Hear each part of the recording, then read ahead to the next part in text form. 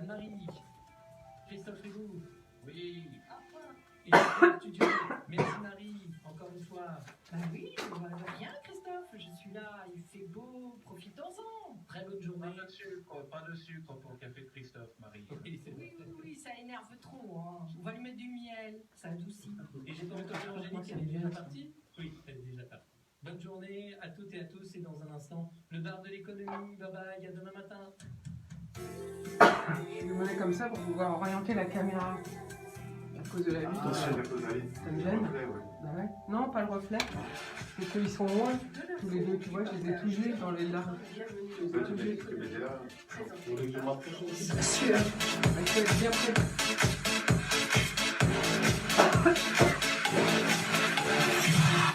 Bonjour à toutes, bonjour à tous. Nous sommes ravis de vous retrouver avec toute l'équipe du bar de l'économie. Philippe m'accompagne à la technique et bienvenue bien sûr aujourd'hui sur IDFM Radio Anguin. Florence Sueur au micro, excusez-moi, j'ai un petit chatouillement dans la gorge.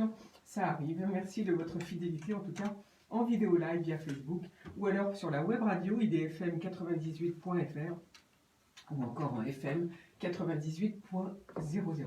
Pour écouter cette émission, eh bien connectez-vous sur la chaîne Bar de l'économie sur YouTube. Alors aujourd'hui, on va parler masques, big data et intelligence artificielle, et puis nous allons parler de comment faire revivre la culture et en particulier l'art moderne. Avec bien sûr nos invités du jour. Joseph Cuzol, bonjour. Bonjour. Vous êtes artisan, vous avez fondé Joseph Couture il y a 21 ans et vous êtes lancé dans la fabrication bien sûr de masques et notamment avec des tissus imprimés à l'effigie de qui le souhaite. On verra quelques exemples tout à l'heure et notamment ceux faits pour la ville d'Enghien-les-Bains. À vos côtés, Christophe Rivet, bonjour. Bonjour. Christophe Rivet, vous êtes fondateur de Data Look. Vous avez fondé votre start-up en début d'année. Donc avec vous, ce sera intéressant de voir confinement, déconfinement, comment ça s'est passé le lancement de cette nouvelle entreprise. D'autant que vous étiez DAF, comme on dit, c'est-à-dire directeur administratif et financier. Et on s'étonne, enfin je pense que les auditeurs s'étonnent de comment de DAF on passe à bien sûr à être consultant en business intelligence. Et puis nous aurons à nos côtés Pascal Neveu, qui est président du CIPAC, c'est la Fédération des professionnels de l'art contemporain. Il est également directeur du Fonds régional d'art contemporain pour la région Provence-Alpes-Côte d'Azur. Et il a bien sûr beaucoup de choses à nous dire, car il vient de publier une étude, une enquête en fait faite auprès des artistes et bien sûr des centres de culture. Et on en verra avec lui les conséquences. Mais tout de suite, c'est comme d'habitude les infos du jour. Alors la première, eh bien 750 milliards d'euros pour relancer l'économie de l'Union européenne, donc beaucoup plus que ce que le couple allemand, franco-allemand avait demandé. Un appel aux 27 à mettre de côté les vieux préjugés, annonce Ursula von der Leyen, la présidente de la Commission européenne. Nous devons faire des investissements à une échelle sans précédent, a-t-elle dit, de façon à ce que la prochaine génération en Europe en recueille demain les bénéfices.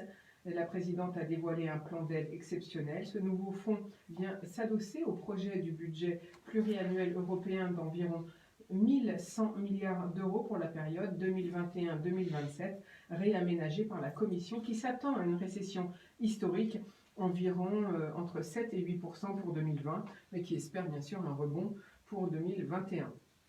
Alors le fonds sera alimenté par des emprunts à grande échelle faits par la Commission au nom de l'Union européenne, une opération inédite pour l'Europe, mais cette annonce va nécessiter une négociation ardue avec les États membres. Sur les 750 milliards, 500 seraient redistribués sous forme de subventions et le reste, ça devrait être subventionné de manière par la forme d'un nouvel impôt. Je vous en parle dans quelques secondes. Donc les 500 milliards ne devront pas être remboursés. Le reste donc sera constitué de prêts aux États membres. Parmi les plus touchés de la crise sanitaire, c'est l'Italie, l'Espagne et bien sûr la France. Et l'Italie et l'Espagne, elles, pourraient recevoir in fine plus de 172 ou 140 milliards d'euros si bien sûr les autres pays l'acceptent. La France serait le quatrième principal bénéficiaire avec 38 à 40 milliards de subventions uniquement. Alors comment va-t-on financer cette annonce de 750 milliards d'euros, je vous l'ai dit, donc sous forme de subvention pour 500 milliards d'euros. Et pour le reste, ce serait une première, un nouvel impôt à l'échelon européen serait levé.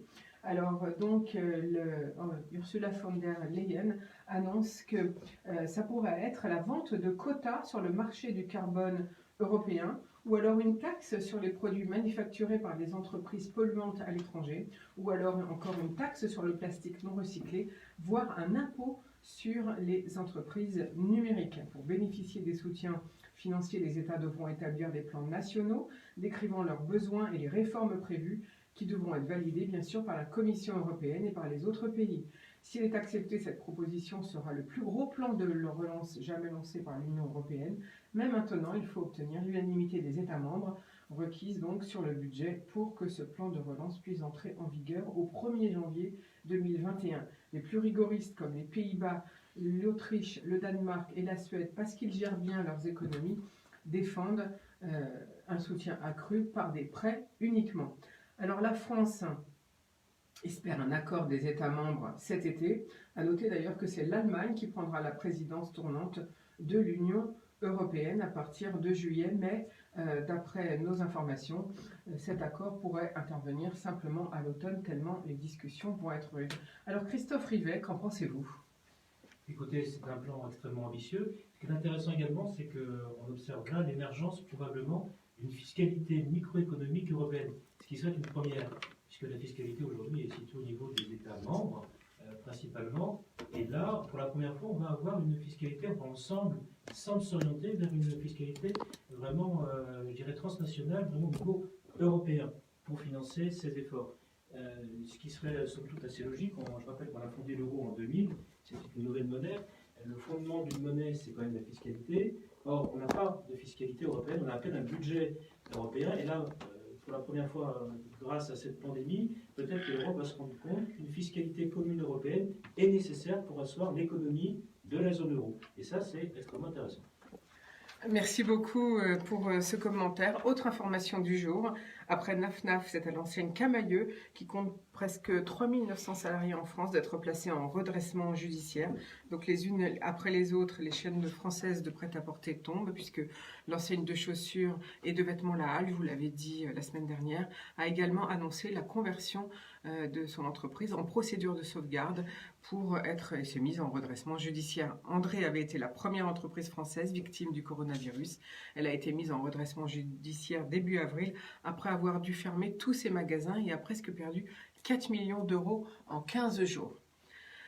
Autre information du jour, eh bien la France résiste au choc, déclare le cabinet EY qui vient de publier son baromètre de l'attractivité. Alors dans un climat économique et politique plus que tendu, très tendu déjà en 2018, marqué par les incertitudes à l'époque suite au Brexit, à l'essoufflement de la croissance européenne, aux tensions commerciales entre les États-Unis et la Chine et les perturbations de notre propre climat social depuis novembre 18, eh bien le baromètre de l'attractivité de la France reste bien orienté.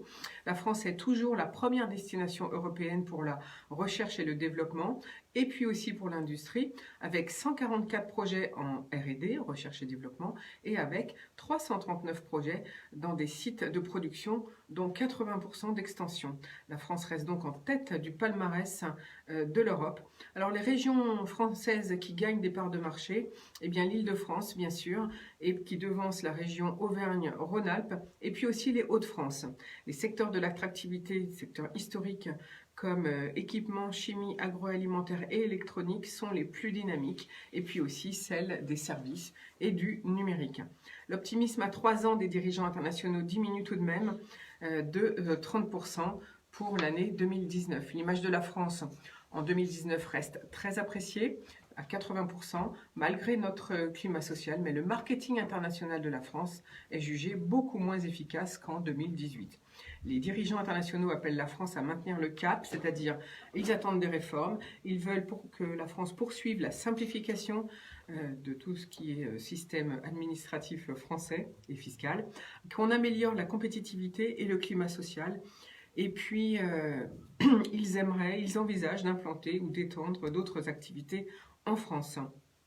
Alors les secteurs en croissance, je vous le répète, sont le numérique, les énergies, les services et la santé. Nos atouts mondiaux, eh bien, ce sont le tourisme, notre rôle européen, l'innovation et l'infrastructure. Les priorités à long terme, c'est développer nos compétences, soutenir les PME, renforcer la compétitivité et l'innovation. Et pour 2020, par contre, les perspectives d'implantation reculaient de 5 points. Je mets ça à l'imparfait parce que l'étude a été faite en début d'année. Or, à l'époque, on ne parlait pas de coronavirus. Alors, je pense que Christophe Rivet, en tant qu'ancien directeur administratif et financier et vous occupant de digital et de big data et d'intelligence artificielle, ça vous semble comment? Quel résultat? Qu'est-ce que ça vous inspire, ces résultats? Ce qui m'inspire, c'est que par rapport aux étrangers, on parle d'attractivité. Je pense que le critère principal, c'est la visibilité.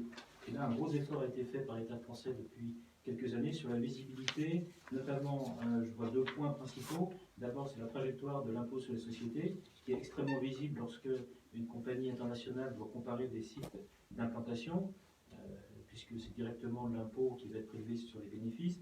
On est passé quand même en quelques années de 33% à bientôt 25% pour l'ensemble des entreprises, même si la pente était un petit peu moins pentue que prévu au départ. En tout cas, la visibilité est là. Et deuxième point, les ordonnances Macron en matière de droit social, le droit social étant quelque chose qui fait extrêmement peur aux investisseurs étrangers, là au moins donne une visibilité sans tout de même renier le droit des salariés. Je pense que ces ordonnances ont institué une forme d'équilibre et une visibilité qui donc a profité à l'attractivité de la France. Donc, je mettrai juste en avant ces 2 points. Il faut continuer sur la visibilité, la simplification, comme vous l'avez dit, des procédures sociales et administratives.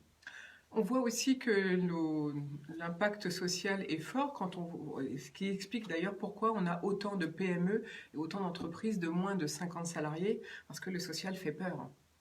Le social fait peur à l'embauche, le social fait peur durant la vie du salarié, et c'est peut-être ces 2 points plus que la fin du contrat de travail qui fait peur aujourd'hui, c'est la masse effectivement des procédures administratives et des contraintes que cela fait peser sur le chef d'entreprise. Embaucher un salarié, ce n'est pas simplement remplir une feuille de papier, faire une déclaration d'embauche, c'est aussi immédiatement sur les épaules du chef d'entreprise tout un ensemble d'obligations en matière de sécurité, en matière de formation, etc., qui effectivement entraînent des contraintes. Ces contraintes sont bien évidemment pour la plupart logiques et salutaires. Hein. Il faut prendre soin de ses salariés, c'est tout à fait compréhensible, mais c'est vrai qu'on a une telle masse, une telle masse du Code du travail que cela peut effectivement décourager. Hein. Le Code du travail en Suisse doit faire 80 pages, chez nous c'est un pavé d'1,5 kg.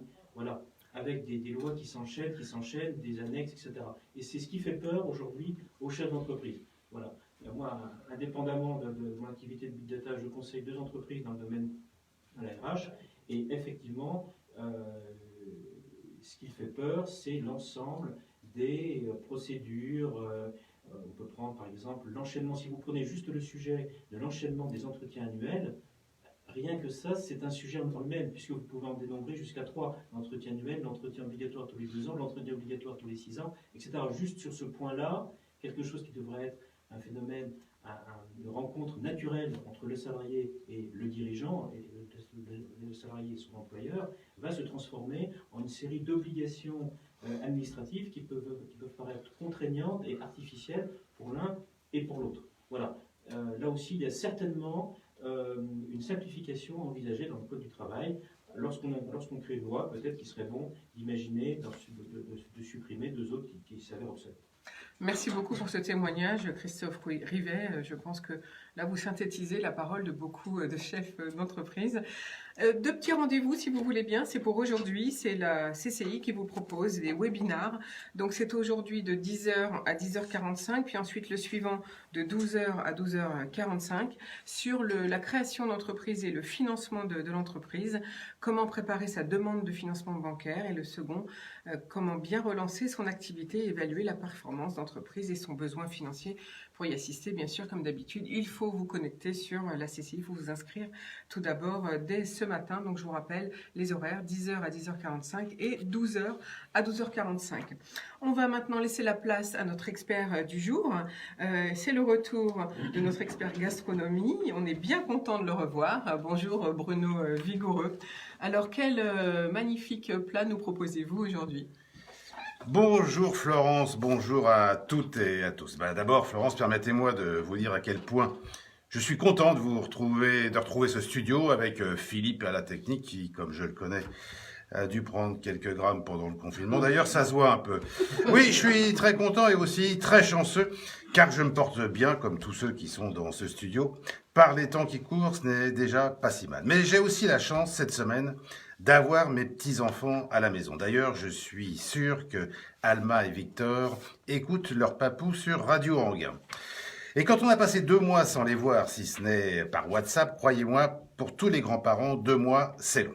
Mais pourquoi je vous raconte tout ça ? Eh bien, tout simplement parce que quand mes petits-enfants Alma et Victor sont là, j'essaye de leur faire des petits plats simples qui se font relativement vite avec peu de préparation.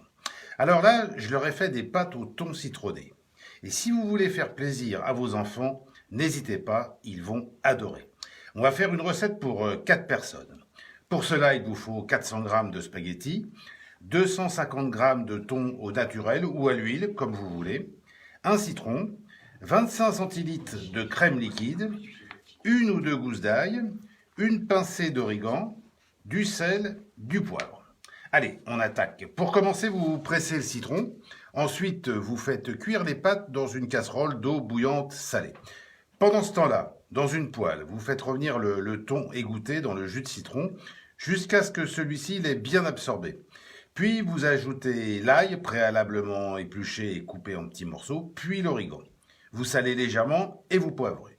Vous ajoutez la crème et vous mélangez et vous laissez mijoter un court instant. Ensuite, vous n'avez plus qu'à égoutter les pâtes et vous les remettez dans la casserole et vous les recouvrez de sauce au thon. Vous n'avez plus qu'à servir.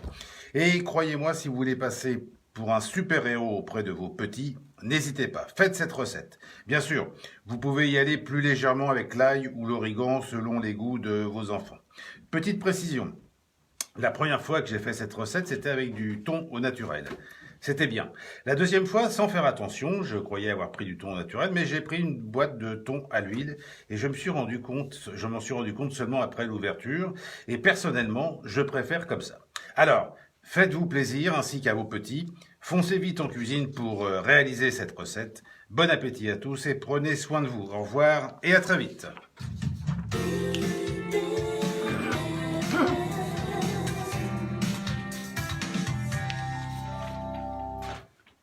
Eh bien voilà, merci beaucoup en tout cas Bruno Vigoureux pour cette magnifique recette. Voilà comment faire manger de l'ail en fait aux enfants. J'avais pas imaginé que en le coupant en tout petits morceaux, effectivement, on peut faire connaître au tout petit le goût de l'ail, ce qui est pas évident pour eux à apprécier. Mais je comprends très bien que parmi les pâtes et le thon, ils doivent bien apprécier. Allez, on repart au bar de l'économie avec nos invités du jour pour des sujets autour du masque, de le big data, de l'intelligence artificielle et puis de la culture avec Christophe Rivet, fondateur de Dataloc, Pascal Neveu, président du CIPAC et puis Joseph Cuzol pour Joseph Couture. Alors Joseph Cuzol, vous avez créé un atelier de couture il y a 21 ans sur Enghien-les-Bains et bien sûr avec le confinement, j'imagine que tout s'est arrêté d'un coup, vous qui avez beaucoup de gens qui passent vous voir, puisque vous avez un magasin dans Enghien-les-Bains. J'imagine qu'un jour, plus personne. Seul coup, il n'y avait plus personne, et puis on était confinés. Quand je voyais, il n'y a personne qui le passait, parce que je surveillais mon magasin par fenêtre de chez moi, j'habite juste à côté. Et puis, en attendant, on était confinés, rien à faire, toute la journée. Et après, j'ai vu sur le réseau Facebook, etc., réseaux sociaux, les gens ils cherchaient des bénévolats pour fabriquer des blouses, des masques. Et puis j'étais volontaire et c'est comme ça qu'à partir de la première semaine, j'ai commencé à se mettre à travailler. Et je fabriquais des blouses pour les hôpitaux, maisons de retraite, et puis pour tous les gens malades, je les ai servis gratuitement pendant toute cette période-là. Donc pendant un mois et demi ou même 2 mois, vous avez fait du bénévolat en fabriquant des masques, des blouses Et que vous avez livrés aux hôpitaux. voilà, je les ai fabriqués parce que comme il y avait trop de commandes, j'ai fait appel à un ami qui était confiné chez lui. On a fabriqué tous les deux. Et puis à côté, il y a des gens qui le passaient aussi, qui avaient besoin de masques. On a vendu un petit peu pour amortir les tissus. Parce qu'on achetait des tissus en même temps. On avait de mal à trouver des tissus. Et puis tout ce qu'on avait en réserve, on les a fait pour les hôpitaux. Et maisons de retraite, toutes les régions, même régions parisiennes, il y a des maisons de retraite qui nous ont fait appel. On les a tous servis. Ils étaient très contents de notre service. Bah, bravo pour cet élan de solidarité. J'imagine qu'effectivement, ils étaient ravis de vous voir comme le sauveur. Ben, presque c'était ça, quand on nous donnait dans un grand sac tous les masques qu'on avait fabriqués, ils étaient vraiment très très contents et puis ça nous faisait vraiment plaisir. On avait des commentaires sur notre site, vraiment quand on voyait les commentaires, ça nous faisait vraiment plaisir. Alors Joseph Cusol, je rappelle que vous êtes artisan à Enghien-les-Bains. Pour Joseph Couture, vous avez un magasin. Et alors, la nouveauté, j'allais dire, c'est que vous avez fabriqué des masques. Vous allez pouvoir les montrer pour ceux qui nous regardent en vidéo live sur la page Barre de l'économie sur Facebook. Vous avez fait carrément imprimer des masques à l'effigie de la ville d'Enghien-les-Bains. C'est bien ça? Voilà, Voilà. les ai fabriqués et puis on a pris des monuments ville d'Enghien et puis on les a imprimés sur ces Donc vous avez masques-là. pris des photos de différents monuments de la ville d'Enghien-les-Bains. Voilà. Et puis après, vous êtes allé voir quelqu'un qui fabrique des tissus. Oui, dans les régions parisiennes, je suis allé, je les ai imprimés sur le tissu et puis je personnalise tous les masques pour tout le monde aussi. C'est quelqu'un qui veut passer des commandes et tout, on peut personnaliser par rapport à leur société et puis l'image qu'ils veulent. Donc un commerçant ou une entreprise qui veut personnaliser ses masques, en fait, ils peuvent venir vous voir et puis vous les faites imprimer en région parisienne. Oui, en région parisienne et puis le montage il sera fait dans mon atelier moi-même. C'est Alors, moi-même qui le fais tous les montages. À partir de combien de masques peut-on faire des tissus comme ça personnalisés? À partir de minimum, il faut compter 30 masques pour le Bon, c'est personnaliser. une petite quantité, c'est raisonnable.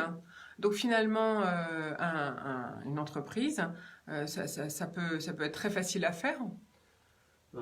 C'est facile à faire, oui, juste il faut se déplacer pour les imprimer, préparer les tissus, tout ça, et puis après on passe à la montage directement dans l'atelier. Donc là, vous allez livrer, je suppose que la ville d'Enghien va vous faire une commande. Vous pensez en livrer combien à la ville d'Enghien? Ça dépend, si au cas où qu'il me passe une commande, je peux livrer le quantité qu'il faut. Les Je suis quantités avec qu'il le- faut au fur et à mesure. Voilà. Après, ce sont des masques lavables.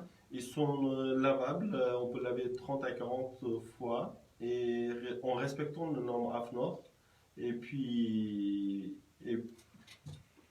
en respectant le norme AFNOR et puis on peut garder toujours l'image sans rien perdre dans l'image qu'on a imprimée sur le tissu. Donc, vous voulez dire que c'est fait sur des tissus de qualité, de ce qui fait que quand, au bout de 30 lavages, l'image ne s'en va pas. C'est ça que vous voulez dire? Voilà, c'est ça que je veux dire. C'est peut-être l'élastique qui va chauffer si on lave à 60 degrés, Mais de toute façon, qui va s'user avant. on propose un service à tous les masques qu'on nous vend. On ne change l'élastique gratuitement parce qu'aucun élastique qui peut résister à la chaleur. Bien sûr. Et donc, combien ça vaut des masques comme ça à l'unité? À l'unité, normalement, ça coûte cher, mais comme je suis artisan, je travaille tout seul. Moi, je le vends dans mon magasin à 6 €. Et puis, si les sociétés vont passer des commandes, on peut voir ensemble. Vous négocierez bien sûr les prix. Voilà.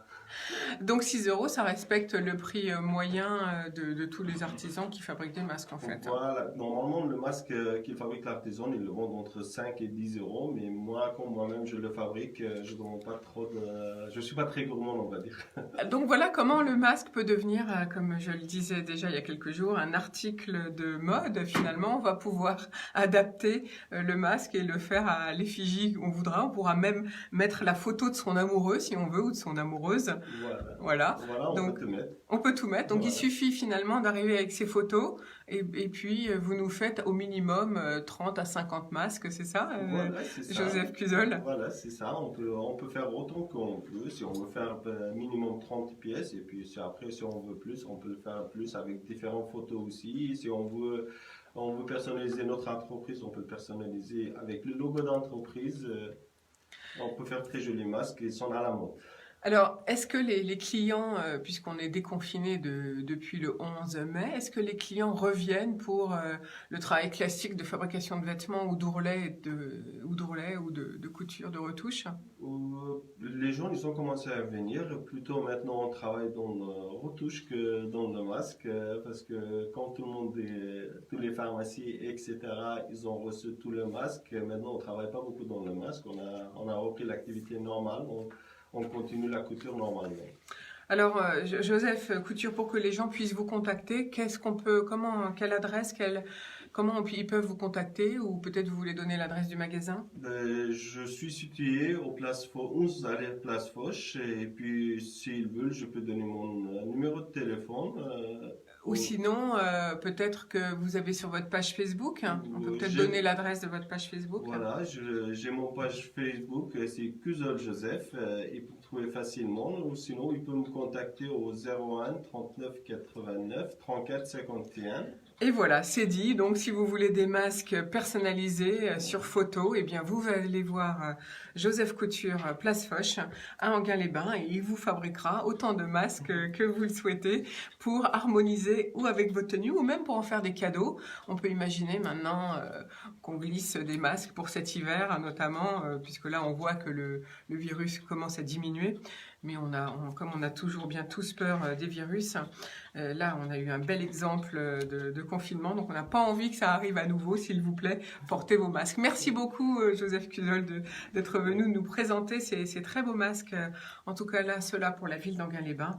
Et puis, on va faire une petite promenade musicale, si vous voulez, on revient dans quelques minutes. Vous êtes sur IDFM Radio Enghien, la radio du bien-être.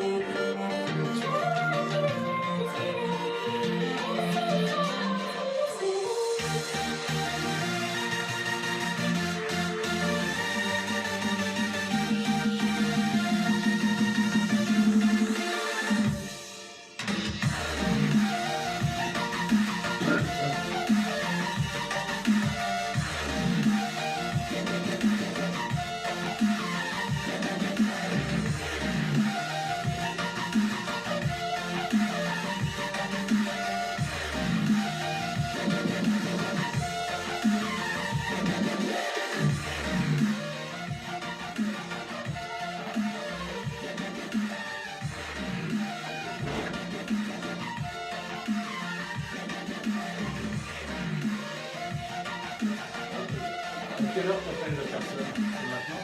Non. Quelle heure? Tiens, je te donne des masques. Vous voulez un masque? Lequel? C'est du milieu là, c'est bien. Merci.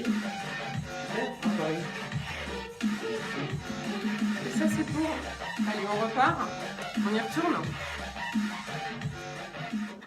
Nous voici de retour au bar de l'économie. Vous avez entendu une nouvelle création musicale, puisque c'est comme ça maintenant la musique au bar de l'économie.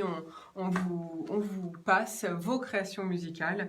Et donc, si vous avez envie, eh bien, contactez IDFM Radio Enghien ou contactez-moi sur la page bar de l'économie. Aujourd'hui, nous parlons masque, couture, big data et intelligence artificielle. Et puis, comment faire revivre la culture avec nos invités du jour. Pascal Neveu, président du CIPAC, Joseph Cusol pour Joseph Couture et Christophe Rivet, fondateur de DataLook.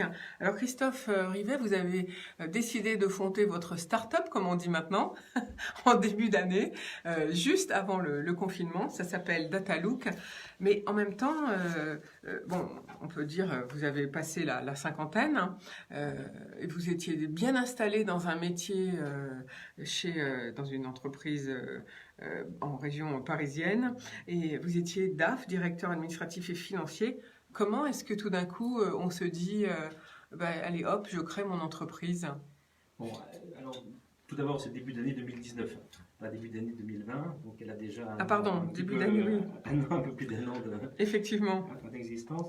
Mais en fait, c'est une suite logique. C'est-à-dire qu'après 24 ans d'expérience dans la finance, pendant laquelle j'ai abondamment utilisé les outils de programmation, les outils informatiques pour traiter les données, pour en tirer des analyses, pour en tirer des enseignements, et plus la visite très régulière de clients, en l'occurrence artisans, où je me suis rendu compte que les besoins en termes de conseils, en termes d'assistance étaient réels, notamment pour les petites entreprises. Et je me suis dit qu'il y avait certainement un créneau à prendre. Et la suite logique, ça a été justement de proposer cette double expérience, à la fois de praticien d'entreprise dans le domaine de la finance, mais quand on est dans des PME, on est également RH, on est également stratège, on est également... on fait un peu tout, c'est ça que vous voulez dire. Voilà, on fait même le café. Et, oui, c'est vrai. Et ceci est lié à la programmation et à l'utilisation des outils de business intelligence. Là, il y a vraiment un appel. Voilà. Donc, c'est comme ça que j'ai décidé, alors que je suis encore jeune, donc, parce que vous l'avez dit, on est jeune, bien sûr. Voilà. Moi, je suis comme vous, donc on est tous jeunes. Donc, mais ce que vous avez oublié de dire, c'est que vous êtes un passionné depuis toujours d'informatique, finalement. Alors, effectivement, je suis un passionné d'informatique. J'ai découvert l'informatique, ça va nous replonger dans le temps. En 77, avec l'Apple II, j'ai vécu les débuts de l'IBM PC. J'ai programmé en assembleur, en VBA, en basique. Enfin, voilà, c'est l'avantage de nos âges, à vous comme à moi, c'est qu'on a connu les débuts de l'ordinateur. Exactement. Et aujourd'hui, donc, je programme dans un langage qui est celui du traitement de base de données. En l'occurrence, je m'appuie sur les plateformes Power de Microsoft, qui ont un certain nombre d'avantages, d'abord qui sont très puissantes, qui ont la certitude de la pérennité, et qui sont assez versatiles. On peut les utiliser pour beaucoup de choses. Voilà. Donc, pour poursuivre, en se rendant compte que les entreprises avaient vraiment besoin de conseils et d'assistance, elles avaient également besoin de solutions très concrètes à ce problème de données. Vous savez, des données, ils s'en créent de plus en plus, les systèmes de gestion en génèrent de plus en plus, et aujourd'hui, la data, puisqu'on appelle ça comme ça, c'est devenu vraiment un enjeu stratégique pour les entreprises, c'est un enjeu d'analyse et de développement de l'activité, c'est aussi une source de contrôle et de monitoring très puissant de son activité. Maintenant, la problématique du chef d'entreprise, notamment lorsqu'il n'est pas épaulé par une équipe spécialisée, c'est vers qui je me tourne, quel budget est consacré, comment faire, et là se trouve la problématique. On parlait un peu de la complexité du droit social tout à l'heure, là on peut parler également de la complexité de la décision à prendre lorsqu'il s'agit de trouver le bon prestataire pour faire le bon projet. À supposer d'ailleurs qu'une PME, une ETI ait besoin d'avoir un projet Big Data, je dirais, à pleine échelle. Alors, c'est très important ce que vous venez de dire, à supposer qu'une entreprise ait besoin de Big Data à grande échelle. Parce que, qu'est-ce que vous voulez dire par là? Vous voulez dire qu'il y a des entreprises qui n'en ont pas besoin? Ce que je veux dire par là, c'est que dans le discours qu'on entend souvent, on a l'impression que c'est 0 ou 1, c'est on ou off, c'est-à-dire le Big Data, il faudrait que ce soit un projet en lui-même, pour lui-même, à 100% dans l'entreprise. C'est certainement vrai pour des très très grosses entreprises, mais pour des entreprises de taille intermédiaire, peut-être que la problématique en termes de traitement de données est peut-être plus réduite et ne nécessite pas, par exemple, un business analyst, un data analyst à temps complet, ou un projet vraiment ce qu'on appelle full scale avec des intervenants extérieurs qui vont vraiment sur 1 an, 2 ans vous implémenter le projet. On a peut-être des besoins beaucoup plus ciblés, beaucoup plus ponctuels, mais qui existent. Alors c'est par exemple utiliser l'intégralité de la base de production pour aller détecter des écarts sur les gammes. Parce qu'à un moment donné, on a une étape de production qui dure un peu trop longtemps, c'est pas où elle est. On va intégrer l'intégralité de la production. Ça peut être par exemple sur le fichier des ventes, on a un CRM, donc un logiciel d'analyse des ventes, d'assistance à l'analyse des ventes qui n'est pas suffisamment performant ou qui manque de fonctionnalité. Là, le Business Intelligence va prendre l'intégralité de la base des ventes et puis va réellement répondre à la problématique ponctuelle du chef d'entreprise. Voilà. J'ai créé également un outil qui s'appelle ExtraFEC, pour en finir, qui va utiliser l'intégralité du fichier FEC, qui est un fichier fiscal, mais qui regroupe l'intégralité de la comptabilité. Toutes les entreprises l'ont, ce fichier, c'est donc une mine d'or pour les DAF. Et donc, pour les directeurs administratifs et financiers. Exactement, et donc j'ai créé un outil qui s'appuie non pas sur Excel, mais vraiment sur les outils de la Business Intelligence, ce qui permet aujourd'hui de traiter, à la différence de ce qu'on trouve sur le commerce, des FEC de taille quasiment illimitée et avec des temps de réponse qui n'ont rien à voir avec ceux qu'on peut rencontrer sur Excel. Est-ce que vous pouvez expliquer qu'est-ce que c'est qu'un fake? Alors, un fake, c'est un... Parce que les gens vont penser à fake news. Alors, c'est pas tout à fait la même chose. C'est pas FAK. Voilà. C'est fake. C'est le fichier des écritures comptables. C'est un fichier que toutes les entreprises doivent produire à la demande des autorités fiscales. C'est la première chose que va demander le contrôleur fiscal lorsqu'il arrive dans l'entreprise. Donc, très certainement, il est capable de voir un fake, par exemple. Et le but originel de l'administration, c'était d'avoir la base intégrale des écritures comptables pour pouvoir faire toutes sortes de contrôles. Mais lorsqu'on y réfléchit bien, c'est aussi une mine d'or pour le directeur financier, pour les auditeurs, puisque vous avez tout dedans. Voilà, donc maintenant, c'est un gros fichier et il faut savoir l'exploiter. Mais alors, comment vous intervenez, puisque si on parle des TPE, puisqu'on a parlé TPE, ETI, PME, mais quand même, il y a beaucoup de TPE en France, comment vous intervenez par rapport à l'expert comptable ou au comptable qui, lui, gère toutes ces données? Finalement, le chef d'entreprise, c'est pas lui qui va faire les lignes de code, Non. il donne tout à son comptable. Donc, Non. comment vous vous placez entre les deux? Alors, moi, Notamment si c'est un cabinet externalisé pour la comptabilité. Alors, si on parle du logiciel que j'ai appelé ExtraFEC, qui va gérer le FEC, justement, ce fameux fichier. Le fichier, donc, de toutes les écritures Voilà, administratives et absolument. comptables. Moi, je vais intégrer le FEC et les FEC, d'ailleurs, puisqu'on peut en intégrer plusieurs sur plusieurs années. Ce qui est intéressant, ça permet de faire des comparaisons. Je vais l'intégrer, je vais rendre le résultat, soit sous forme de rapport avec les alertes, avec un certain nombre de statistiques, soit directement, je donne le fichier pour qu'il puisse être exploité en temps réel par soit le directeur financier, soit l'expert comptable, soit le commissaire aux comptes, etc. Et encore une fois, là, on est sans limite, pratiquement sans limite de taille, puisque Excel est limité à 1 million de lignes, mais si vous êtes sur une société qui fait 40, 50, 100 millions d'euros, vous êtes très rapidement à des fichiers qui représentent plusieurs millions de lignes. Et là, les outils du marché aujourd'hui ne sont pas capables de le traiter. Donc aujourd'hui, avec les outils de BI, notamment ceux qui s'appuient sur la plateforme Power, justement, moi je suis capable de fournir un outil qui va les aider. Donc vous avez par exemple la possibilité d'interroger une écriture, un tiers, etc. En temps réel, ce qui peut faciliter les choses. Par exemple, vous allez rechercher les 5 ou plus grosses écritures, vous allez rechercher les écritures anormales dans leur montant ou dans leur catégorisation, etc. Et indépendamment de cet outil qui est un petit peu un outil, je dirais, de prêt-à-porter, moi je fais surtout du sur-mesure, c'est-à-dire que le principe de Datalook, c'est un chef d'entreprise a une problématique particulière, on va l'explorer ensemble, on va l'étudier ensemble, on va regarder quel type de données doivent être utilisées pour pouvoir y répondre, on va éventuellement l'enrichir. Par exemple, moi j'ai enrichi, je travaille avec des cliniques, j'ai enrichi le fichier des cliniques avec le fichier des statistiques de l'INSEE. Donc j'ai récupéré l'intégralité du fichier du recensement de la France en 2016, ce qui représente 19 millions de lignes, soit en pondération, ça fait donc 66 millions de Français. Et puis, ce fichier donne à peu près 80 axes de travail. Mais en mélangeant, en mixant, en couplant ce fichier avec celui d'autres données, on est capable d'enrichir et d'aller beaucoup plus loin dans l'analyse. C'est ça l'apport de la business intelligence, c'est d'aller enrichir, d'aller plus loin dans l'analyse. C'est non seulement traiter les données de l'entreprise, mais également de les enrichir. Donc je fais du sur-mesure, et le gros intérêt pour le chef d'entreprise, si vous voulez, c'est que d'abord on parle avec un praticien d'entreprise, puisque je sais ce que c'est qu'une entreprise, j'ai été dans des conseils d'administration, j'ai été DAF, etc. Donc on va très très vite parler un langage commun. On va faire du sur-mesure, donc le coût sera parfaitement ajusté, et c'est là où j'en viens à mon propos de départ. On n'est pas obligé, avec la solution Datalook, d'avoir une solution très très lourde qui va s'étaler sur plusieurs années, etc.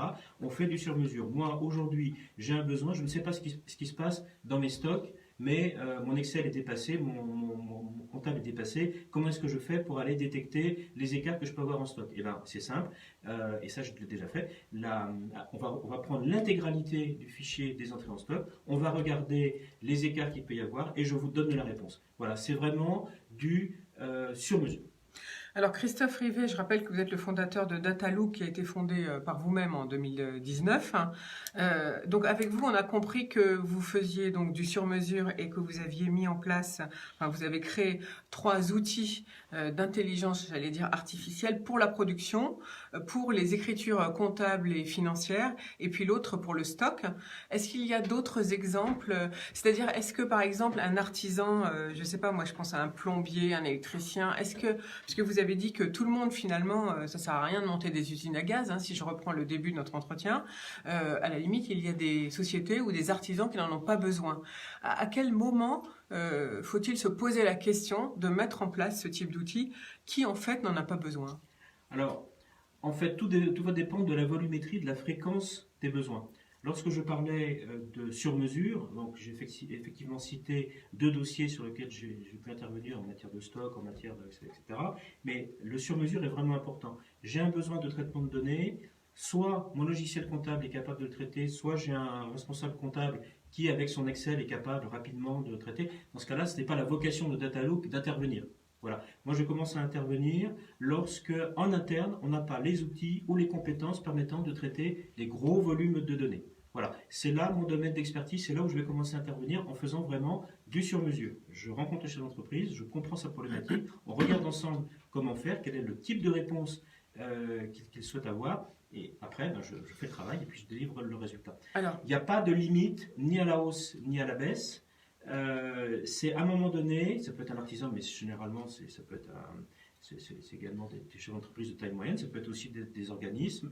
Il n'y a pas de catégorisation particulière. C'est à un moment donné, voilà, j'ai un besoin, comment est-ce que je vais le traiter, et sans mettre effectivement, comme vous le dites, une très grosse usine à gaz parce que je n'ai pas besoin.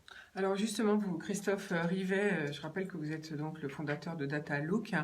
Vous êtes basé d'ailleurs en Val d'Oise. Vous nous avez dit que l'un de vos clients, par exemple, c'est une clinique ou un groupe de cliniques, peu importe. Qu'est-ce qu'ils voulaient rechercher? Donnez-nous un exemple concret parmi les demandes de vos clients. Alors, un exemple concret, l'objectif de la clinique était de connaître le tarif d'une certaine prestation dans ses négociations avec les ARS. Voilà. Et c'est important de se positionner par rapport à ce qui se faisait sur le territoire national. Donc, j'ai récupéré ce qu'on appelle le DAMIR, qui est le fichier des actes remboursés par la sécurité sociale. Voilà, donc pour vous donner un petit peu un ordre d'idée, donc ça c'est le plus gros fichier que j'ai jamais eu à traiter. Hein, pour vous donner un peu un ordre d'idée, le coût de la santé en France, c'est 200 milliards, grosso modo. Hein. Ce qui transite par la sécurité sociale, c'est à peu près 160 milliards. Le reste, c'est des mutuelles, c'est un certain nombre de choses. Ce fichier va regrouper les 160 milliards qui transitent par la sécurité sociale. Il est composé de 420 millions de lignes et représente à peu près 10 milliards. Enfin, j'ai utilisé 25 axes différents, ce qui représente 10 milliards et demi de données. Et à partir de ça, sur un certain acte, dans un certain domaine d'activité, hein, j'ai pu sortir par région le prix moyen de cet acte-là, en disant, ben voilà, on constate que sur telle et telle région, il est à tant d'euros, etc.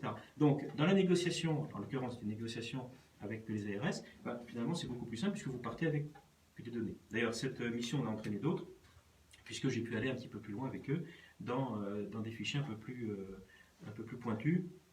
Voilà, sur lequel je ne vais pas m'étendre, mais on peut aller plus loin encore. Oui, c'est important ce que vous venez de dire, parce que finalement, autant on comprend facilement comment vous pouvez intervenir en production, en gestion des stocks, pour gagner bien sûr, soit en rapidité, soit tout simplement en marge, mais autant quand c'est impalpable, on a du mal à saisir le besoin. Je peux vous donner un autre exemple. Un jour, un expert comptable m'appelle en me disant j'ai un restaurateur qui a un contrôle fiscal, et il faut justifier du revenu. Voilà. Il faut justifier du revenu de quoi? Du revenu de son chiffre d'affaires. De son chiffre d'affaires. Voilà, tout simplement. Donc, ce que j'ai fait, c'est que j'ai récupéré sur les 3 dernières années l'intégralité des tickets de caisse qui sont présentés sous forme informatique, mais vraiment le ticket de caisse tel qu'il sort de la machine, imaginez-le sous format simplement informatique. Donc, il a fallu, pour ces plus de 2000 fichiers, analyser ligne par ligne ce qui composait le ticket. Donc parfois c'est la date, parfois c'est l'heure, parfois c'est le numéro de table, mais enfin arrive le plat du jour, etc., etc. Donc il a fallu distinguer est-ce que c'est tous les détails de tous les tickets. Voilà, donc ça représentait 700 000 lignes et les 700 000 lignes ont été analysées, on en a tiré ce qui composait vraiment du chiffre d'affaires et on a pu faire des synthèses et comparer justement avec le fameux FEC, le fameux fichier des écritures comptables, qui est le support de la fiscalité, et on a pu comparer, là je vais parler un peu technique, mais le chiffre d'affaires donné par le fichier des écritures comptables, qui sont les écritures 70, qui sont les écritures de vente, et on a pu comparer ça avec le revenu théorique issu des tickets de caisse. Donc, on a pu ainsi montrer que le chiffre d'affaires déclaré en comptabilité et retranscrit par ce fameux fichier FEC correspondait bien au ticket de caisse qui avait été émis par la machine. Voilà, à 0,2% près. Donc on est tout à fait. Voilà un exemple de traitement de données. On n'est pas forcément dans le big data, parce que là on parle que de 700 000 lignes, donc c'est pas grand-chose par rapport à mes 420 millions de lignes de tout à l'heure. Voilà un exemple type de traitement de données répondant à une problématique. Voilà. Voilà, on comprend mieux comment, par exemple, comme vous l'avez dit, certains métiers dans le service peuvent justement améliorer leur gestion, en fait, c'est un peu ça. C'est exactement ça. C'est exactement ça. Et d'ailleurs, j'ai ce projet avec un partenaire d'étendre cette fonctionnalité pour les restaurateurs, de pouvoir justement leur fournir un marketing, parce que on parle de restaurateurs, d'ailleurs, tout détaillant, tout commerçant qui émet des tickets de caisse, finalement, connaît son activité, mais parfois de manière un petit peu instinctive, mais n'a pas forcément un marketing et des données analytiques de l'activité de manière précise. Donc là, l'idée, une fois que la fin du confinement sera arrivée, que les restaurateurs pourront reprendre leur activité, que les détaillants pourront retrouver un rythme d'activité normal, c'est de leur proposer précisément d'analyser l'ensemble de leur ticket de caisse, en l'occurrence, et d'en tirer tout un tas d'enseignements. Ça va être par exemple l'heure de fréquentation. Pour un restaurateur, ça va être le nombre de tables, le nombre de... À quelle heure, à quelle date est-ce que vous avez de plus grande fréquentation? Quelle est la volumétrie du solide, du liquide, du vin, etc. Voilà. Donc de fournir de manière automatique aux détaillants, bon là j'ai pris l'exemple des restaurateurs, mais ça peut être d'autres, hein, un marketing digital qui pour eux sera transparent, puisqu'on va se connecter sur leur caisse, on va récupérer les données, on va les mettre en forme et puis on va leur envoyer. Voilà un exemple de ce que peut faire le digital aujourd'hui. Encore une fois, on ne parle pas forcément vraiment de gros volumes de données, mais on parle de traitement de données et vraiment de manière ciblée, de manière personnalisée. Parce que ce qui peut faire peur, encore une fois, c'est l'ensemble des techniques qui aujourd'hui émergent sur le marché, qui sont extrêmement complexes.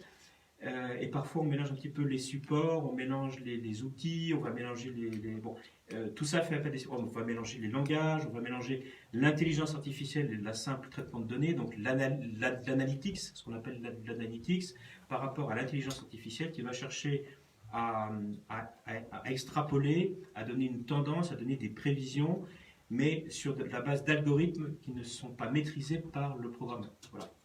Et puis, donc, effectivement, le chef d'entreprise est un petit peu perdu dans toutes les offres et dans tous les mots qui font peur, quelquefois. Complètement. Et vraiment, ce que j'ai voulu faire avec Datalook, c'est rassurer, c'est apaiser l'approche du chef d'entreprise par rapport à ces problématiques de traitement de données. On parle avec un praticien. Il n'y a pas de projet très très lourd, puisqu'on parle simplement d'un projet qui peut éventuellement en amener un autre, etc. Mais il n'y a pas de nécessité d'avoir un projet à 100 000 euros, etc.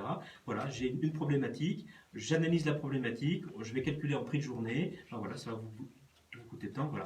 On est dans la simplicité, dans l'efficacité et dans la souplesse. Voilà. Alors Christophe Rivet, en combien de jours peut-on monter un tel projet?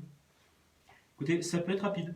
Alors, ça peut être rapide. Le plus court que j'ai fait, c'est 2 heures, parce qu'un expert comptable m'avait demandé de tirer à partir du fameux FEC un grand livre, puisque le logiciel comptable n'arrivait pas à le sortir ou n'avait pas entre les mains. Donc, il fallait tirer un grand livre du FEC, donc c'était fait en 2 heures. Après, un projet comme les cliniques, par exemple, qui est le plus long que j'ai pu faire, c'est plusieurs mois. Mais tout va dépendre de la problématique de départ. Si on reprend l'exemple du restaurateur qui en avait besoin urgemment pour son contrôle fiscal, en combien de temps vous avez pu monter ce projet? 3 jours. En 3 jours. En 3 jours, entre le moment où j'ai récupéré les fichiers et le moment où j'ai pu fournir le résultat, délivrer le résultat en matière, voilà, le temps de programmation, d'analyse, etc., c'est 3 jours. Et qu'est-ce qu'il faut envisager comme budget pour une entreprise parce qu'entre 2 heures et 6 mois, c'est pas tout à fait la même chose. C'est comment vous faites vos tarifs? C'est à l'heure, c'est à la journée, c'est au dossier? Comment ça se passe? C'est à la journée, c'est-à-dire que là aussi, j'ai voulu la simplicité. Je regarde, première étape, on discute de la problématique, je comprends la problématique, je regarde le type de données, j'évalue le temps de traitement, le temps de calcul, la programmation, etc. qu'il faut faire. Ça me donne un nombre de journées. Je vais multiplier par 900 € et ça me donne le budget. Le budget, voilà, c'est tout simple. Alors, Christophe... Budget de départ. Ensuite, si effectivement la même analyse est refaite un mois après ou l'année précédente, le budget sera divisé par 2, très probablement. Enfin voilà, après, ça sera adapté. Mais je ne refais pas le travail 2 fois. Je le paye en tout cas. Christophe Rivet, on va peut-être donner votre adresse de site internet pour que les auditeurs puissent vous contacter s'ils sont intéressés. Écoutez, avec plaisir. Donc l'adresse internet www.datalook.fr et pour me contacter, contact@datalook.fr. Alors, est-ce que le confinement a arrêté votre activité ou finalement, est-ce que vous avez pu malgré tout continuer à travailler? Alors, le confinement n'a pas du tout arrêté mon activité, puisque j'ai pu avoir beaucoup de visioconférences, j'ai pu avoir de nouveaux contacts, et j'ai travaillé sur les dossiers existants. En revanche, il a ralenti certains dossiers. J'ai notamment beaucoup de projets avec les Antilles, où j'ai un correspondant là-bas. On va attaquer un certain nombre de marchés. Et j'ai également un projet de traitement de données dans le cadre d'une entreprise de financement de l'informatique. Ça s'est un petit peu ralenti, mais là, ça repart. Voilà. Ça repart. Donc, Et donc, vous exercez partout en France, et donc dans les dom-tom, ou dom-pom, comme on dit maintenant? Alors, j'ai un correspondant avec lequel on va travailler en symbiose pour la Guadeloupe et de manière générale, on va dire les Antilles. Évidemment, je travaille partout en France, puisqu'aujourd'hui, les outils modernes, que ce soit en visio, que ce soit en transfert de fichiers, j'insiste d'ailleurs sur une chose, c'est que tous mes fichiers ne transitent pas par le cloud. Je m'y refuse pour l'instant car j'ai une confiance moyenne. Donc ça veut dire que les fichiers que je traite ne passent pas par Azure, par AWS, etc. J'ai un serveur privé qui est crypté avec un accès unique sécurisé pour chaque client. Et comment vous envoyez les fichiers, par quel système alors? Alors il y a trois systèmes pour envoyer et recevoir les fichiers. D'abord, soit une connexion directe à l'ordinateur de l'entreprise. Donc l'informaticien me donne un accès particulier, voilà, première possibilité. Deuxième possibilité, par dépôt sur le serveur sécurisé et crypté de Datalook. Et troisième possibilité, tout simplement par échange de disques durs sécurisés. Carrément. Carrément, mais c'est une solution qui m'a été conseillée par un ingénieur de chez Atos et qui est la plus simple. Un disque dur sécurisé 256 bits, même si vous le perdez dans le métro, il ne sert absolument à rien. C'est une brique. Voilà, donc finalement, c'est une des solutions les plus... Bon, il y a quelques jours de transport avec la poste, mais c'est une solution qui finalement n'est pas... Et donc vous préférez ça à des solutions comme WeTransfer ou autres systèmes? Je veux éviter tout ce qui est transfert par le cloud que je ne maîtrise pas. Donc WeTransfer, AWS, Azure, etc.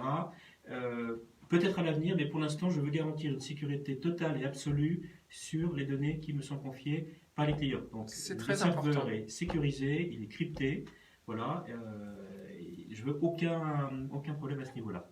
Donc comment vous voyez-vous le futur? Est-ce que vous voyez la reprise vous pensez que tout le monde en attend en septembre, ou est-ce que vous pensez que les entreprises finalement de 10 juillet vont se remettre à travailler à 100%? Écoutez, vous savez, il y a un phénomène qui est assez intéressant, c'est que le gros problème du gouvernement aujourd'hui, le gros enjeu, le gros défi, c'est que mine de rien, en 2 mois, l'épargne des Français a cru de 60 milliards. Donc, il y a 60 milliards qui, en 2 mois, se sont constitués sur les comptes d'épargne. Le gros enjeu pour le gouvernement maintenant, ça va être de remettre cette somme dans l'économie. Si cette somme arrive à retourner dans l'économie, plus les aides et autres subventions dont on a parlé, là, vous allez avoir une reprise forte. Voilà. Tout est une question de confiance. L'économie, c'est la confiance, d'une part, et ensuite, c'est la rotation d'une masse monétaire dans l'économie. Ce n'est que ça, l'économie. Voilà. Donc, est-ce qu'il faudrait plus d'incitation fiscale pour que les Français dépensent, c'est ça? En toute logique, et à craindre des mouvements sociaux, en toute logique économique, le gouvernement devrait inciter par la fiscalité à faire sortir cette épargne qui s'est constituée de manière involontaire. Pourquoi? Parce que les gens étaient Forcément, confinés, on n'a rien dépensé. On a, comme tout le monde, on n'a absolument pas dépensé. Donc les 60 milliards devraient être ressortis pour être mis 60 milliards qui finalement passaient d'une poche à l'autre, puisque c'est le gouvernement qui les a payés quelque part, mais devraient être mis dans l'économie. Tout le challenge va être effectivement que les Français reconsomment. Je suis plutôt confiant sur une certaine forme de reprise de la consommation. Tout va dépendre s'il y a une reprise, une deuxième vague de virus, et puis des mesures qui vont être prises. Si on met trop de mesures barrières nécessaires, mais on espère qu'elles ne le soient pas nécessaires, justement pour que les gens puissent trouver de nouveau du plaisir à aller en ville, aller dans les boutiques et à faire tourner cette économie. D'ailleurs, on voit bien que Emmanuel Macron, qui voulait la Startup Nation et que les Français investissent en bourse ou en actions, en obligations, en SICAV, on voit bien que ça ne fonctionne pas. Les Français préfèrent épargner sur leur bonnet de laine, leur bas de laine ou leur livret A. Qu'est-ce qu'il faudrait faire pour vous? Faudrait faire plus de incitation fiscale? Alors, incitation fiscale peut-être. Il y aurait peut-être une piste à explorer. On a un superbe organisme en France qui s'appelle la BPI, qui est la Banque publique d'investissement. Est-ce qu'on ne pourrait pas imaginer ouvrir un petit peu le capital de cette BPI de manière indirecte ou directe à l'ensemble des Français, de leur proposer des titres qui soient peut-être des titres d'investissement sans droit de vote, hein, ça existe, en droit légal, mais où les Français pourraient se dire, bah tiens, je vais investir dans l'économie de mon pays par le biais d'un organisme public, donc un peu plus de confiance, parce que tout est dans la confiance. Hein, l'économie, quand on dit une monnaie fiduciaire, ça vient de fides, en latin, c'est la confiance. Et bien, est-ce qu'on ne pourrait pas, par exemple, c'est une idée que je lance, voilà, de dire aux Français, ben, vous allez pouvoir investir dans la BPI qui elle-même investit dans les projets français. Ça pourrait être une idée. Et bien voilà, une bonne idée. Merci beaucoup en tout cas d'avoir été avec Merci nous aujourd'hui, Christophe Rivet.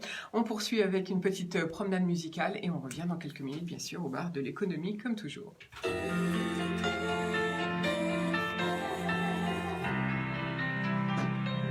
Merci beaucoup.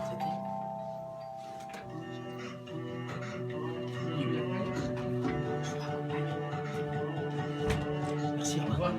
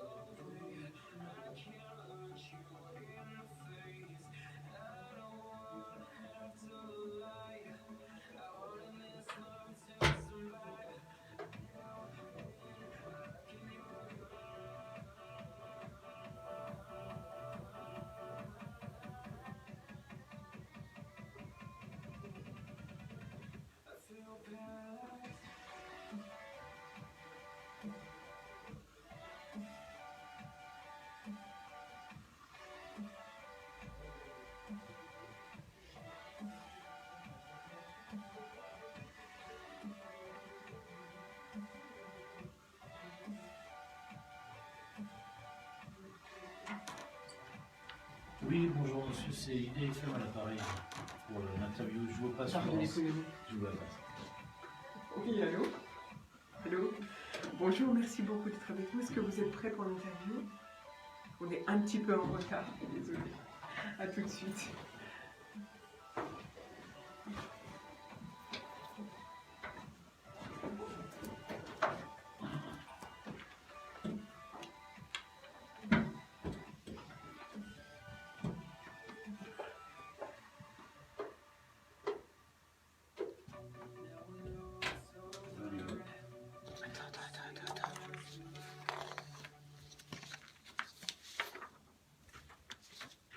Nous voici de retour au bar de l'économie après cette nouvelle pause musicale, toujours accompagnée de créateurs de musique. Et donc, je rappelle, si vous voulez que l'on passe vos musiques, eh bien, envoyez-les au bar de l'économie. Alors, aujourd'hui, nous parlons création de masques sur mesure et personnalisés. Nous avons parlé Big Data et intelligence artificielle et maintenant nous allons parler de comment faire revivre la culture et en particulier l'art moderne avec Pascal Neveu, président du CIPAC, la Fédération des professionnels de l'art contemporain. Bonjour Pascal Neveu. Elle dit, je ne savais pas qu'existait, en fait, avant que l'on se contacte, qu'existait une fédération des professionnels de l'art contemporain. Vous êtes aussi également directeur du Fonds d'art régional d'art contemporain pour la région Provence-Alpes-Côte d'Azur. Alors, que fait la fédération et avez-vous des contacts avec les ministères de tutelle, comme les ministères de la Culture, notamment en ce moment, bien sûr? Oui, tout à fait. Le CIPAC, en fait, c'est une fédération qui est née en 1997 et qui permet de fédérer l'ensemble des réseaux professionnels, 28 à ce jour, ainsi qu'un certain nombre de métiers, comme les métiers de restaurateur, de critique d'art, de commissaire d'exposition, de médiateur. Donc c'est une fédération représentative vraiment de tout l'écosystème de l'art contemporain aujourd'hui et qui agit à deux niveaux en fait, à la fois sur un niveau ressources, partage d'informations, construction de projets et également sur au niveau de la formation puisque le CIPAC est un organisme qui propose tout au long de l'année des formations spécialisées dans le champ de l'art contemporain. Alors, vous avez, au titre de votre fonction de président du CIPAC, vous avez mené une étude pendant les mois de confinement, en mars notamment, et là, ça y est, les résultats ont été publiés. Donc, j'aimerais bien que l'on parle de cette étude. Alors déjà, à qui et combien de membres, j'allais dire, de votre fédération ont répondu et à qui vous êtes adressé? Alors, l'étude était vraiment adressée dans un premier temps au réseau adhérent du CIPAC, avec vraiment l'idée de disposer d'un diagnostic, d'un état des lieux très très rapide, d'où le fait d'avoir engagé cette enquête dès le 15 mars. Elle avait vraiment pour deux objectifs d'avoir une vision à très très court terme de la situation et de ce qu'engendrait la fermeture et l'arrêt immédiat de nos structures.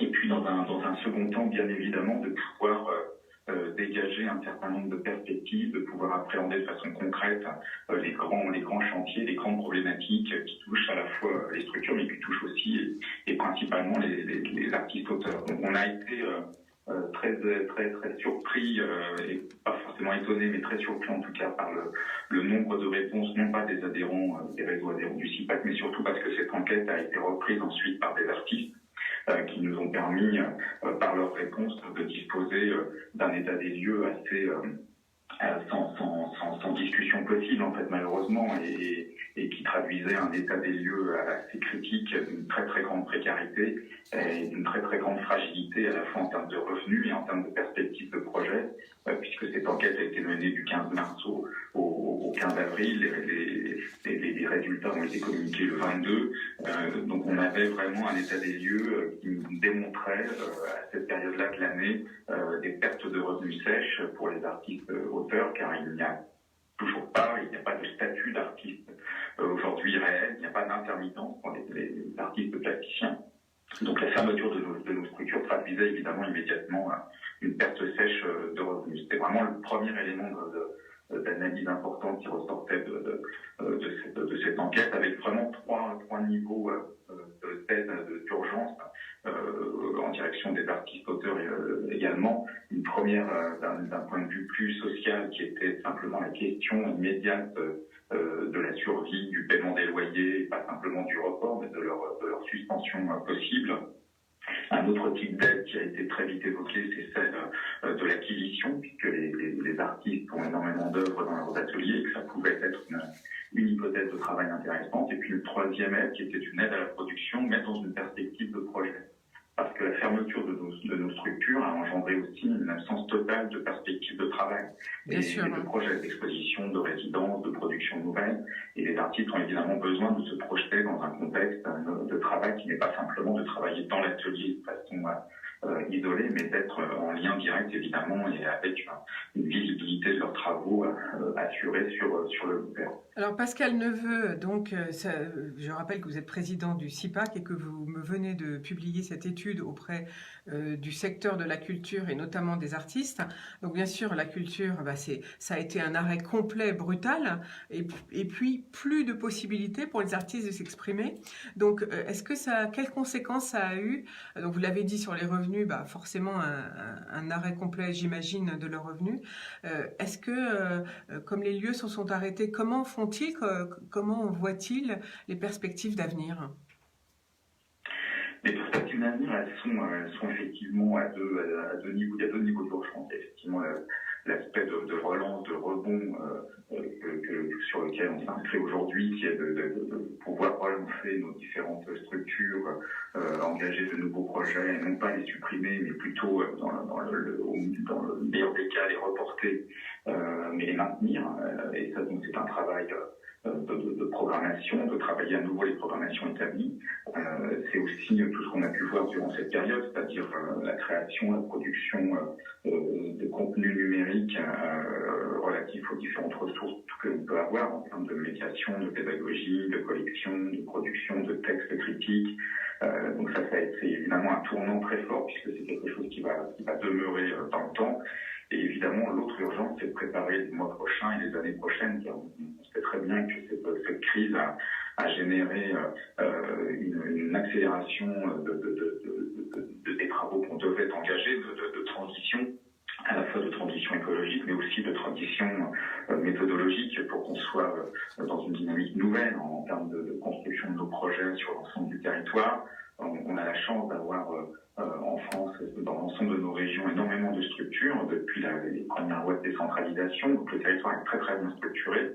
Et aujourd'hui, il faut faire confiance à ces structures en leur donnant les moyens, et essentiellement les moyens financiers, de pouvoir être dans un effet de relance et de pouvoir mieux soutenir les artistes implantés sur notre territoire, sans aucune volonté de repli ou de protectionnisme exacerbé, pas du tout, mais simplement d'être dans une filière, un écosystème qui se donne les moyens de redémarrer en nourrissant à la fois les lieux de production, les lieux de résidence, les FRAC, les centres d'art, les galeries associatives, les galeries tout court. C'est vraiment toute cette chaîne qui va des collectionneurs aux structures publiques ou privées, des plus petites aux plus importantes.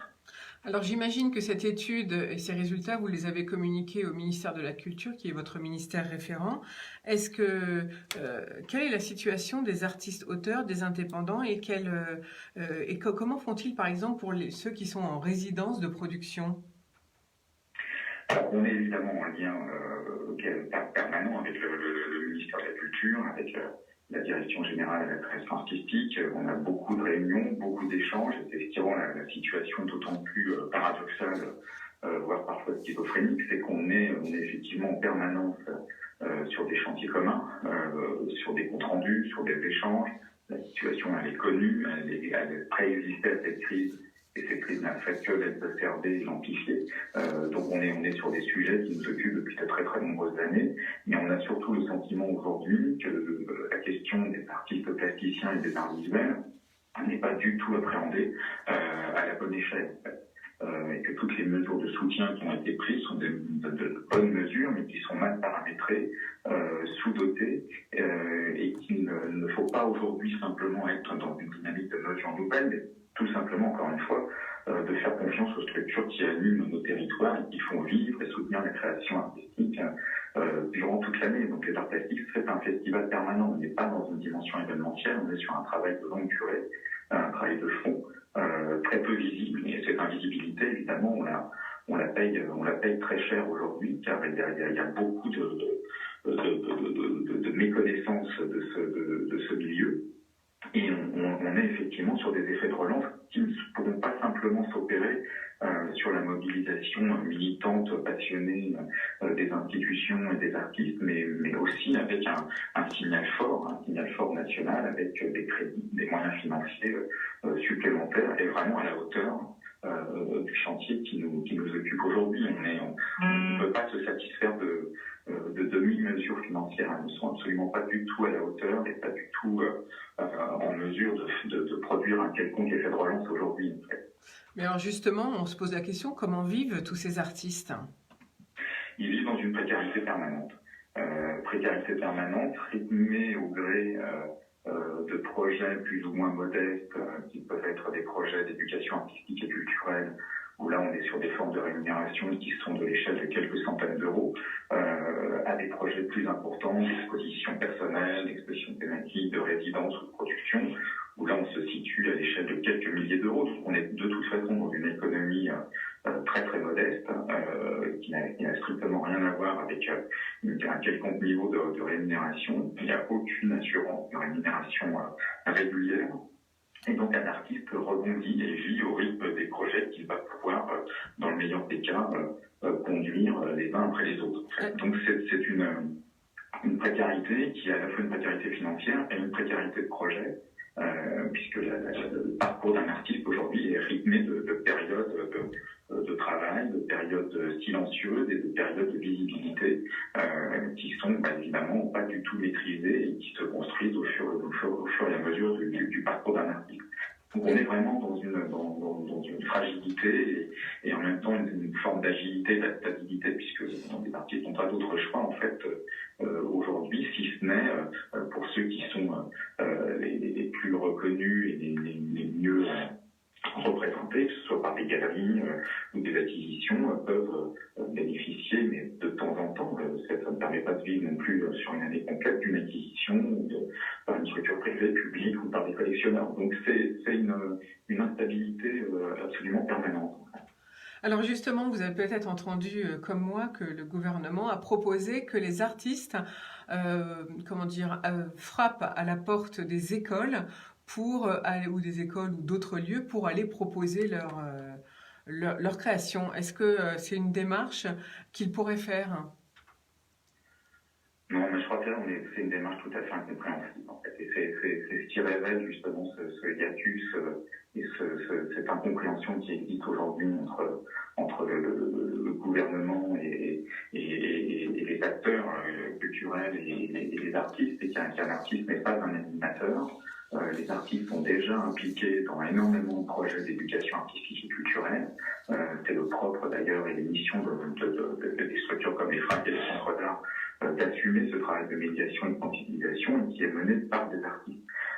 Donc un artiste, c'est pas un artiste qui va animer un centre de loisirs ou se mettre à la disposition pour prendre en charge des groupes.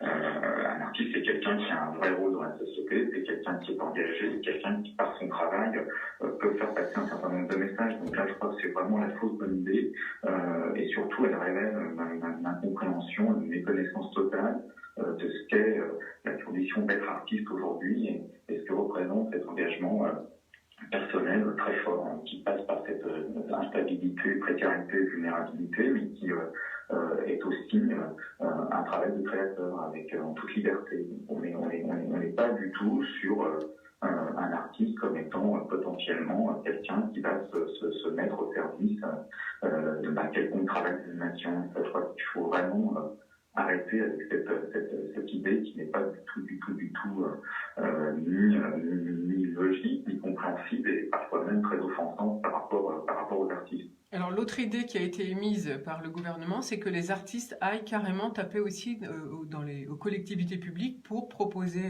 des actions avec, je pense aux communes ou aux communautés de communes. Qu'est-ce que vous en pensez ? Non, mais là aussi, c'est pas du tout la bonne démarche, c'est pas aux artistes d'aller démarcher les collectivités. Les collectivités font déjà beaucoup pour la création contemporaine. Elles sont souvent partenaires et même régulièrement partenaires de toutes les institutions présentes en région. Il y a d'ailleurs beaucoup d'initiatives des régions qui ont été menées durant cette crise de soutien, parallèlement au soutien mis en place par le ministère de la Culture.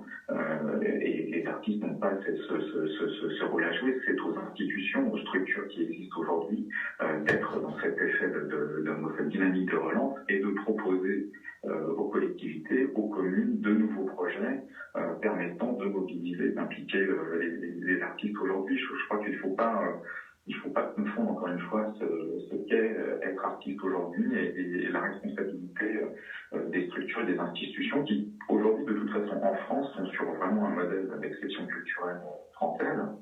Ils sont toutes subventionnés et ont toutes été créés dans une dynamique ministère de la Culture, conseils régionaux depuis 40 ans et depuis les premières lois de décentralisation. Donc je crois qu'il faut vraiment faire confiance à ces structures pour inventer les formes, les projets qui vont permettre justement aux artistes de pouvoir s'exprimer, de pouvoir produire, de pouvoir à nouveau être sur des lieux de résidence, de répondre aussi à des commandes, d'être vraiment dans une dynamique. On ne peut pas aujourd'hui, avec ce tissu constitué et qui participe vraiment de l'attractivité de nos territoires, pour parler de ce qui aujourd'hui est souvent mis en avant, c'est que la dynamique d'attractivité culturelle, touristique, elle repose aussi par la vitalité de ces structures qui sont implantées dans l'ensemble de nos régions. Donc c'est à nous de prendre des choses en main et de proposer des schémas nouveaux pour que les artistes soient au cœur de nos projets et qu'on soit vraiment dans une dynamique nouvelle de pouvoir injecter, de pouvoir mobiliser des crédits, des financements sur des projets qui vont permettre justement aux artistes et au plus grand nombre d'artistes possible de s'exprimer. Mais encore une fois, je crois qu'il ne faut absolument pas positionner l'artiste dans une démarche où il irait trouver telle ou telle collectivité qui de toute façon ne saura absolument pas répondre à ce type de demande et les artistes eux-mêmes seront totalement démunis face à des collectivités qui ont des circulations administratives, des procédures, des protocoles. Donc c'est encore une fois, ça relève d'une grande incompréhension, plus que certainement d'une très bonne volonté, mais en tout cas qui n'est pas du tout adapté au contexte qui est le nôtre et qui n'est pas un contexte nouveau, qui n'est pas un contexte quand même que l'on connaît depuis très très nombreuses années. Donc. Pascal Neveu, vous êtes président du CIPAC, on a bien compris ce que vous venez de dire. En fait, l'artiste ne doit pas se transformer, bien sûr, en VRP. On imagine bien que ce sera difficile. Par contre, vous avez évoqué tout à l'heure que la culture, que dans la culture et dans l'art, notamment l'art moderne, il y avait un passage de transition écologique. Qu'est-ce que vous voulez dire par là ? Oui, je crois qu'on est dans un moment, en tout cas sur la dimension de l'art contemporain, de la création actuelle, on est dans un moment qui ne peut que nous interroger sur la façon de construire nos programmations, d'imaginer des projets d'exposition, d'imaginer la circulation des œuvres, la circulation des artistes, et qu'il faut certainement réinterroger ces fondamentaux pour qu'on soit dans une dynamique qui soit à la fois totalement éco-responsable, avec une dimension de responsabilité sociétale importante, et qu'on privilégie encore une fois l'artiste, et que l'artiste doit être au cœur de nos projets, et peut-être de moins investir dans des questions logistiques, de scénographie, de coûts de transport qui sont absolument pharaoniques et de plus en plus importants, d'assurance, mais de privilégier vraiment des projets de proximité où les artistes bénéficient de financements supplémentaires. Donc ça veut dire vraiment pour toute institution aujourd'hui questionner son modèle économique, questionner la façon dont les projets sont envisagés, comment on peut mieux faire circuler pas simplement les œuvres, mais aussi inviter les artistes à circuler d'une résidence à l'autre, d'une exposition à l'autre, que des expositions soient co-construites, co-produites, qu'il y ait des itinérances d'exposition. Aujourd'hui, il y a très peu de projets d'exposition qui circulent d'une région à l'autre, d'un territoire, d'un pays à l'autre. On est souvent sur des programmations très auto-centrées, sur lesquelles les responsables de structures dont je fais partie conçoivent des projets à l'échelle de leur lieu, mais sans forcément être dans une logique immédiate de circulation de ces projets. C'est très important ce que vous venez de dire, Pascal Neveu. Effectivement, ça coûte cher la culture et pourtant c'est un bien d'investissement important pour le public. On a besoin de la culture, on a besoin d'art et puis ça nous fait aussi rêver, bien sûr. Et puis ça nous donne aussi la possibilité de donner notre avis, on aime ou on n'aime pas. Mais vous dites quelque chose de très fort, c'est que finalement on fait trop de choses et on utilise trop d'argent en logistique, c'est bien ça ? Effectivement, on est peut-être sur des paramètres qui sont aujourd'hui à rééquilibrer, que lorsque un budget d'une exposition, lorsque l'on compare ce qui est de l'ordre de la rémunération de l'artiste ou des coûts investis dans la production d'œuvres parallèlement aux coûts investis dans la construction de immeubles, de transport, d'autres formes d'aménagement d'espace, souvent les chiffres sont d'une éloquence rare en fait, et ne sont pas du tout à la même hauteur.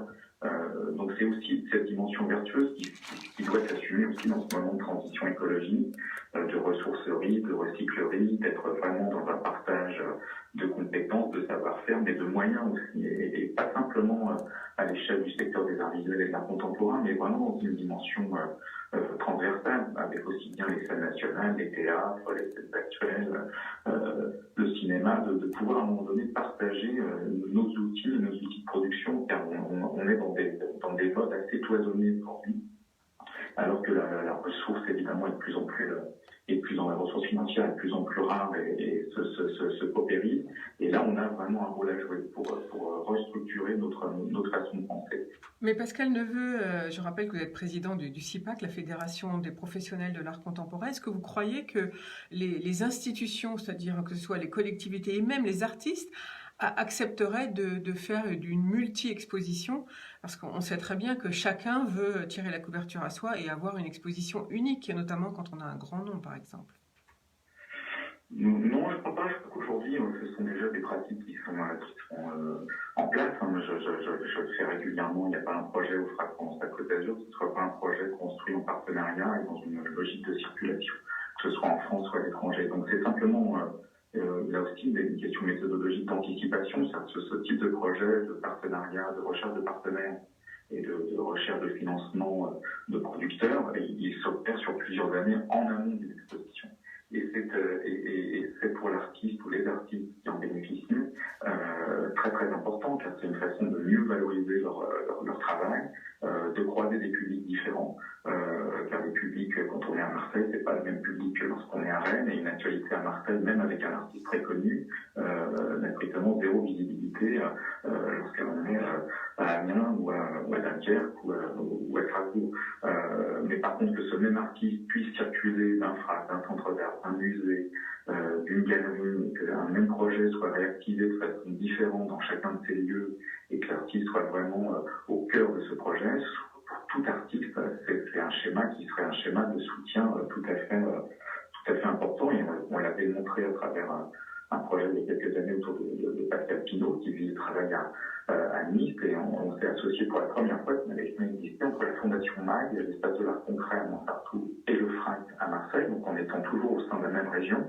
Sur ces 3 lieux, l'artiste a fait 3 projets différents, et ça nous a permis d'avoir une visibilité à la fois de nos institutions, mais surtout pour l'artiste, de lui offrir 3 contextes prestigieux différents et de pouvoir montrer ses œuvres différentes à chaque fois et d'avoir une visibilité démultipliée. Donc je crois que c'est vraiment dans l'usage, dans nos process qu'on doit aujourd'hui être dans cette dynamique et dans une dynamique européenne. C'est-à-dire que les projets que l'on crée peuvent aussi avoir une existence dans d'autres pays d'Europe, et pas simplement par une diffusion des projets.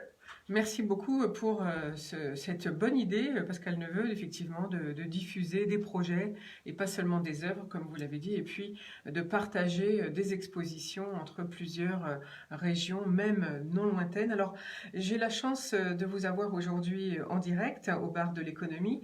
Pascal Neveu, vous êtes directeur du Fonds également régional d'art contemporain pour la région Provence-Alpes-Côte d'Azur.